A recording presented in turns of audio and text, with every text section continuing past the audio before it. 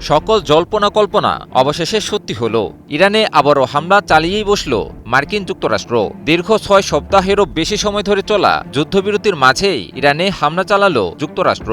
এবার কি শুরু হবে মহাপ্রলয়? আবারও পূর্ণাঙ্গ যুদ্ধে লিপ্ত হবে ইরান ও যুক্তরাষ্ট্র? তাহলে কি পরিণতি হতে চলেছে ইরান ও যুক্তরাষ্ট্র পরিস্থিতির?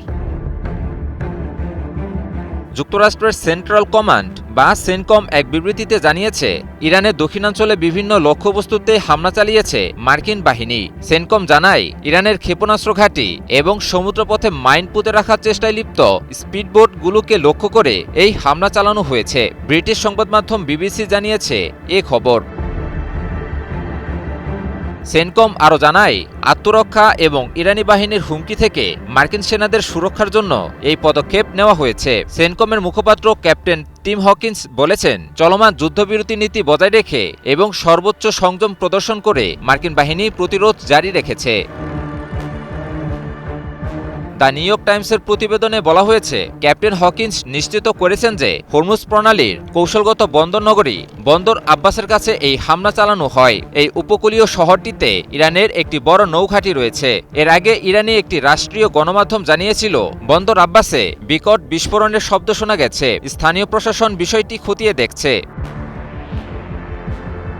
ইরানের উপর যুক্তরাষ্ট্র পুনরায় এমন এক সময়ে হামলা চালালো যখন ইরান ও যুক্তরাষ্ট্রের মাঝে শান্তি আলোচনা চলমান রয়েছে। সম্প্রতি ইরানের পররাষ্ট্র মন্ত্রণালয়ের মুখপাত্র ইসমাইল বাঘাই জানান, ওয়াশিংটনের সঙ্গে শান্তি আলোচনায় কিছুটা অগ্রগতি হয়েছে এবং বিভিন্ন আন্তর্জাতিক প্রতিবেদন বিভিন্ন সূত্রের বরাত দিয়ে জানায়, শান্তি আলোচনা অনেক দূরে গিয়েছে, যে কোনো মুহূর্তে চুক্তিতে পৌঁছতে পারে উভয় পক্ষই।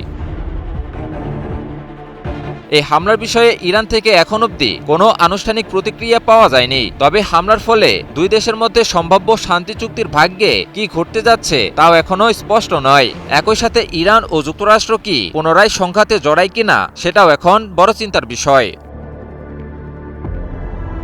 বিশ্লেষকদের মতে, ইরানের উপর পুনরায় মার্কিন হামলা পুরো পরিস্থিতিকে আবারও এক ভয়াবহ সংঘাতের দিকে নিয়ে যেতে পারে। ইরানও যদি তার পূর্ব ঘোষণা অনুযায়ী এর সামরিক জবাব দেওয়া শুরু করে, তবেই পুরো পরিস্থিতি মোড় নেবে এক ভয়াবহ যুদ্ধে।